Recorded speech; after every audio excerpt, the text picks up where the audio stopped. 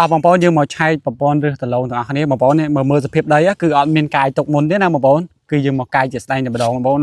នោះគឺជាដើមឈើដែលយើងមកវគ្គមុនណាចាំខ្ញុំដាក់រូបភាពឲ្យ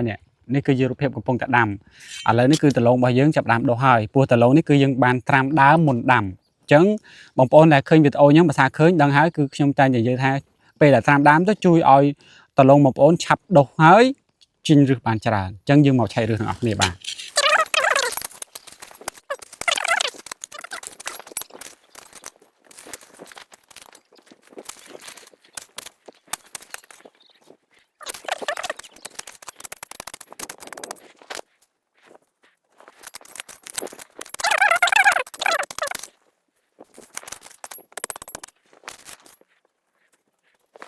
អូខេបងប្អូននេះគឺជាប្រព័ន្ធរឹសតឡូងបងប្អូនបាទដែលតឡូងនេះគឺអាយុបាន16 17ថ្ងៃហើយបងប្អូនមើលសភាពជាស្ដែងគឺរឹសបានវែងល្អហើយប៉ុណ្ណឹងហើយសំខាន់គឺចេញឡើងជុំវិញដើមតែម្ដងអញ្ចឹងបងប្អូនដែលរៀបចំដាំដុះដំណាំតឡូងកុំភ្លេចជាមួយនឹងការត្រាំដើមជាមួយនឹងសរស្រូវរឹសណាបងប្អូនពោះរឹសតឡូងនេះគឺបានប៉ុណ្ណេះគឺដោយសារតែការត្រាំដើមពូជអញ្ចឹងនៅពេលដែលបងប្អូនត្រាំដើមពូជគឺដូចតែខ្ញុំនិយាយហើយនិយាយទៀតគឺតើតោងនឹងដើមតឡូងរបស់យើងធន់ជាមួយនឹងអាកាសធាតុ